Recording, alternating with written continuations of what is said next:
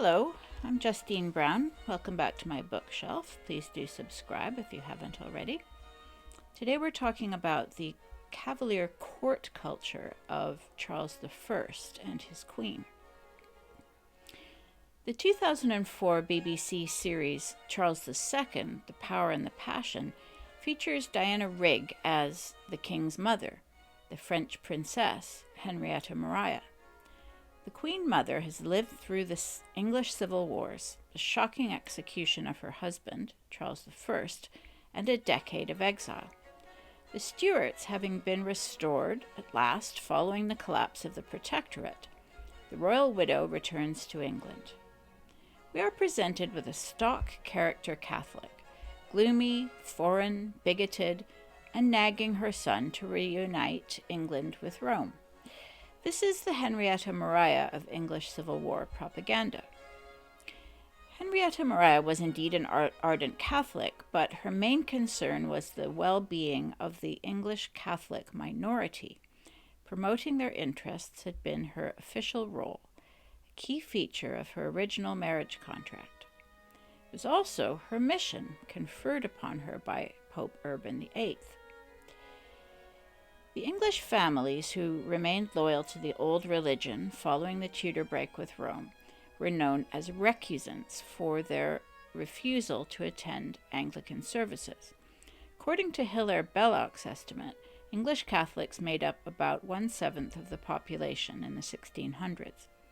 When the 15-year-old Henrietta Maria and her entourage first crossed the English Channel, arriving at Dover Castle in 1625, the recusant's position was precarious.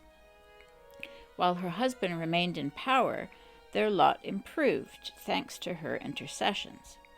A true picture of Henrietta Maria's queenship must reveal dimensions neglected in our feminist age, when queens are seen as glorious only insofar as they are kings. And it must evoke the elegant Cavalier court culture the king and queen worked to foster, a refined sensibility that waxed dissident as Charles became the target of the ultimate Puritan iconoclasm. Modern historians criticize Charles I and his queen harshly. The two are cast among the stubborn, that is, rulers who have hampered the advance of liberal democracy through history. To crack the frame of liberalism so we can understand our ancestors on their own terms and revisit a time when the word rebel was pejorative rather than glamorous, let us turn to the political philosopher Sir Robert Filmer. Filmer's 1642 treatise, Patriarchy, or The Natural Power of Kings, was occasioned by the king's struggles with Parliament. It was published posthumously in 1680, well after the Stuart Restoration. Patriarchy was so influential that Whig philosopher John Locke wrote his treatises of government in opposition to it. Filmer articulates a traditional conception now lost to us. The king is the father of the nation, the head of an extended family. The monarch's authority is grounded in the family. Just as the father is sovereign in the family, so the king is sovereign over the nation. Therefore, royal authority precedes the subject's awareness and therefore his assent. Royal subjects are born as such. Filmer's conception precludes any social contract between the individual and the state. Nothing could be more natural than kingship, argues Filmer. We do not choose our fathers, neither do we choose our king. Rather, we are bound to both by mutual familial obligation. Traditional monarchs promoted a harmonious ideal. The essential genre of the Stuart era was the court masque, an elaborate entertainment combining pageantry, theater, dance, song, and music. A predecessor to opera, the masque's use of allegorical figures also echoed the mystery play. Sometimes it included an anti-masque, featuring forces of chaos that would be defeated. Typically, the masque would end with a weaving of performers into onlookers. each one drawing an audience member into the dance. We shall see that the masque bookends Henrietta Maria and Charles's story. Charles, then Prince of Wales, was visiting the French court with his boon companion, the Duke of Buckingham, when he first glimpsed Princess Henrietta Maria. Henry IV's youngest daughter was performing in a masque. This memory became a touchstone for Charles. From a tiny child, Henrietta Maria had been trained to sing, dance, and play instruments such as the lute. When her marriage was negotiated 2 years later and she came to England with her big entourage, the 15-year-old queen immediately threw herself into rehearsals for a pastoral masque for Mardi Gras, or Shrove Tuesday, as it is known in England. The Shrovetide masque became an institution, and there were Christmas masques and many more. The court dwarf, Sir Henry Hudson, was one gentleman who took part, along with ladies-in-waiting and some of the gentlemen. Henrietta Maria worked with the designer and architect Inigo Jones and dramatists like Ben Jonson to produce ever grander spectacles.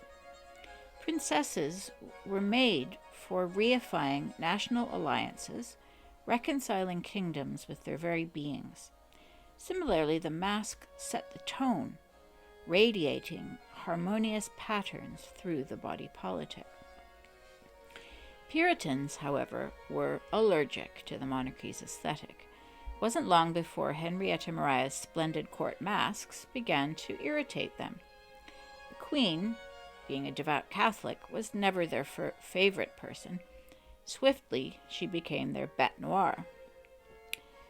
Nothing, not even the 7 children she produced, not her wifely devotion, outweighed the fact of her religion. One of the young queen's first gestures upon arriving in London had been to make a pilgrimage to Tyburn, where many English Catholics had been executed. She had been permitted a large retinue of priests at a time when Catholic priests were forbidden, on pain of death, to say Mass for the common people of England. An exception was made for the Catholic ambassadors and the like. Such people had private chapels. As part of Henrietta Maria's marriage contract, a new chapel was designed by Inigo Jones and built at Somerset House for her. It also included a small friary for the Queen's loyal band of Capuchin friars. When the Queen's chapel opened, the spectacular altar painted by Peter Paul Rubens, statuary and dramatic fittings drew crowds of fascinated onlookers and not a few converts. The Queen's chapel was a rare sight, English churches having been systematically whitewashed and smashed up over the previous century. The Puritans' raison d'etre was, of course, to scour out vestiges of Catholicism from the Anglican Church. Being revolutionaries, they weren't content with denuding the churches. They meant to root out papistry wherever detectable. This put them on a collision course with the king, who had embraced Arminianism, a sacramental and hierarchical form of Protestantism that seemed well attuned to monarchy. But, as Thomas Carlyle writes of the Stuarts, quote, "Try to govern England in the age of Puritanism. That will be tragedy enough for England and for you." Unquote. The Puritans detected papistry in the theatre. They sensed in its sacrificial structure, its transformations and rebirths, something akin to the Mass. The theatres were public, while masques were made for the court, but no clear boundary existed between the genres. Shakespeare's most masque-like plays had been presented at court. For example, The Tempest had been performed at James I and Anne of Denmark's court to celebrate the marriage of their daughter, Elizabeth, to Prince Frederick of the Palatinate back in 1613. At that time, a boy actor had played Miranda. Now the Queen herself was appearing in court masques, as she had in France. In 1632, she starred in a marathon masque extravaganza, The Shepherd's Paradise by Walter Montague. The same year, the Puritan lawyer William Prynne published his lengthy attack on the theatre, Histriomastics. including furious denunciations of acting. Its fakery and mimicry were tantamount to prostitution, Prynne argued. He characterized actresses as notorious whores. This was taken as a direct attack on the Queen.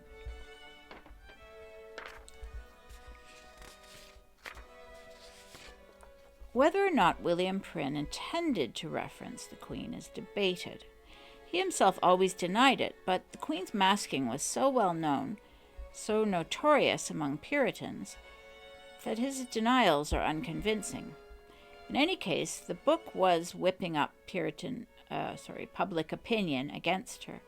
It didn't help that histriomastics included examples of drama-loving kings who had come to a bad end. It was, Prynne argued hot-headedly, quote, the just occasion of their untimely deaths, unquote. Prynne cited Emperor Nero, murdered on his way back from the theatre. William Prynne was punished harshly for his writings. The author's ears were sheared, his book burned in front of him. He lost his university post and his legal position at the Inns of Court. Prynne's book, in combination with his case, further hardened the Puritans against the theatre, masques, and the court sensibility in general. Charles invited the Inns of Court to present him with a masque to demonstrate their rejection of Prynne. The lawyers responded enthusiastically with The Triumph of Peace by James Shirley and Inigo Jones. This featured a torchlight procession of maskers from the Inns of Court to Whitehall Palace. The masque was made exterior, giving the London crowds a chance to experience it. The performance was held in the banqueting house, designed by Inigo Jones, gorgeously decorated by Rubens. It was Charles's favorite masking venue. The Triumph of Peace was a great success, but as we shall see, the specific form of the Puritans' ultimate revenge on Charles I shows that they never forgot, much less forgave, the whole matter. It's well known that once the Puritan faction in Parliament took control in 1642, as civil war broke out, one of their first acts was to shutter the theatres, so beloved of Cavaliers and the common people. Another was to sack the Queen's Chapel at Somerset House.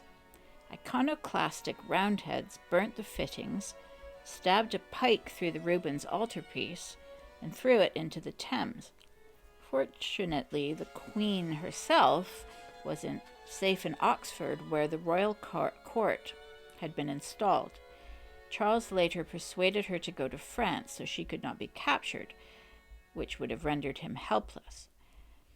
Historians do note that the execution of the king in 1649, the ultimate Puritan iconoclasm, took place just outside the banqueting house, the site of so many memorable and characteristic masques.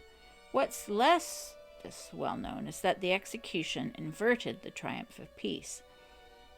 I would argue it's designed to humiliate Charles, his family, and the royalists, dethrone the old order, literally decapitate the Anglican Church, and inaugurate the new millenarian regime. The execution was staged explicitly as a masque to end the monarchy.